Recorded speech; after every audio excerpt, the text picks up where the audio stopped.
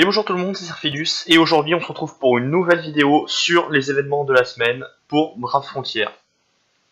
Alors tout d'abord, le gros contenu de la semaine, c'est la sortie d'une nouvelle zone tactique du dieu animal, donc d'Afladilith. Du coup on va directement en parler. Donc cette semaine, on a une nouvelle évolution onirique d'unité clonée qui sort, et c'est celle d'Afladilith, qui était un mob plutôt moyen. On attend de voir ses statistiques, je ferai probablement une vidéo analyse. Et surtout, ce qui nous intéresse, c'est la nouvelle évolution onirique des Shapeshifters, avec l'Omni d'Heinrich, qui avait été annoncé par ailleurs ce week-end. Donc pour info, Heinrich c'est quand même l'un des meilleurs mobs feu, qui permet de faire un assez bon DPS, et qui a une capacité de soin et de tanking assez importante. Voilà, après on a des nouvelles unités rares qui sortent, bon, comme toutes les semaines. Rien de bien folichon. Ensuite, pour les événements de la semaine, on a les ouvertures des donjons. Donc les donjons des starters, des héros élémentaires, etc. Si je peux vous recommander certains donjons, c'est surtout les donjons des starters et des héros élémentaires qui sont à farmer, puisque les autres sont assez souvent sortis.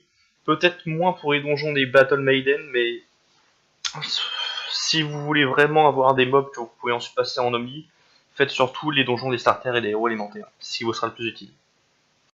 Ensuite, on a le Happy Hours, et cette semaine, c'est vraiment réservé pour tout ce qui concernera le zèle.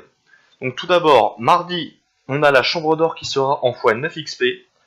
Donc c'est surtout recommandé pour tous les débutants ou ceux qui ont un niveau assez faible sur Brave Frontières. Je pense notamment à tous ceux qui sont à peu près inférieurs au niveau 100.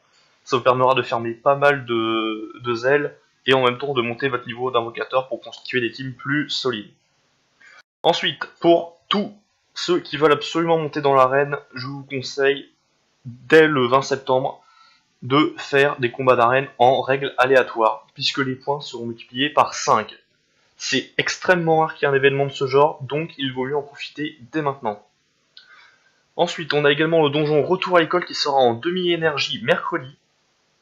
Donc pour ceux qui veulent savoir comment tout réussir du premier coup, j'ai fait plusieurs vidéos sur ma chaîne. Je vous mettrai les vidéos en description et une petite fiche que je mettrai à peu près ici, je pense. Voilà.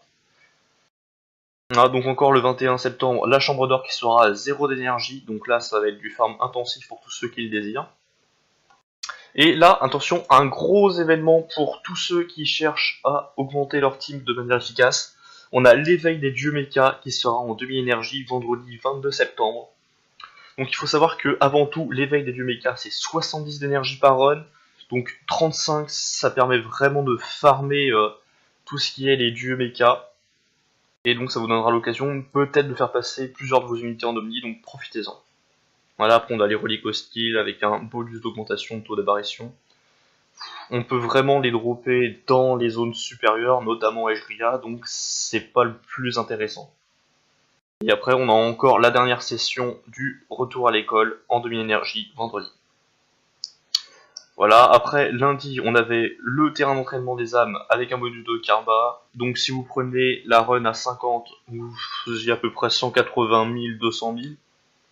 Donc surtout, utilisez bien Zelnit, pour ceux qui l'ont en ami ou directement en mob. Utilisez-le directement, ça vous permettra de rentabiliser toutes vos runs au maximum. Voilà, et puis encore ensuite les événements de la chambre d'or. Ensuite, pour tout ce qui concerne les raids, on a les missions 3 et 4 du raid 6 qui sont ouvertes le 19 septembre.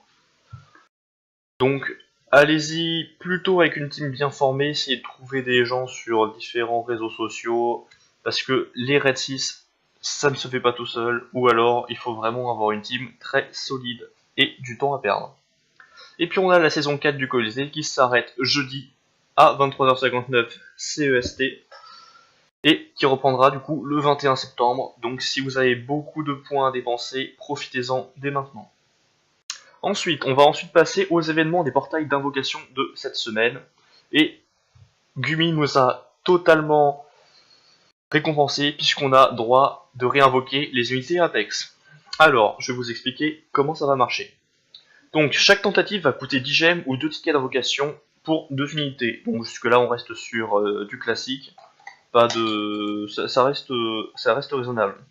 Mais ils ont rajouté la petite option de soit garder les 2 unités, soit en jeter une et la remplacer par une invocation gratuite aléatoire. Donc vous pouvez jeter une des Apex qui sera directement en Omni, pour avoir par exemple une unité 5 étoiles. Donc je vous conseille vraiment de garder les Apex que vous dropperez, puisque de toute manière après ça pourra vous servir pour monter vos SP plus tard, et de toute manière toutes les unités que vous dropperez en tant qu'Apex sont vraiment bonnes. Je pense que je vais aussi faire une invocation et puis je vous ferai derrière une petite analyse des mobs que j'aurai drop. Voilà. Et ben je pense que c'est la fin de cette vidéo, hein. C'était la première vidéo que je faisais en commentaire, j'espère que ça vous aura plu. N'hésitez pas à me donner votre avis dans les commentaires, n'hésitez pas à vous abonner et à liker la vidéo, ça m'aide beaucoup. Et sur ce, je vous dis à la prochaine.